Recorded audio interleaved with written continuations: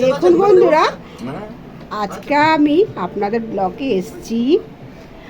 আজকে আমি রান্না করেছি, প্রথমে হলো ভাত। দেখুন ভাত করেছি, সজনে পাতা দিয়ে বেগুন দিয়ে ভেজেছি, কাঁকরোল ভেজেছি, পটল পোস্ত করেছি,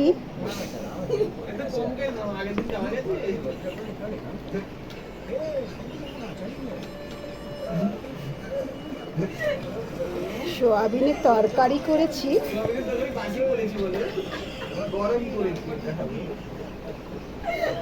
ডাল করেছি, ভোলা মাছ করেছি, ইলিশ মাছ করেছি আর মাংস। এই আজকের আইটেম। এত কিছু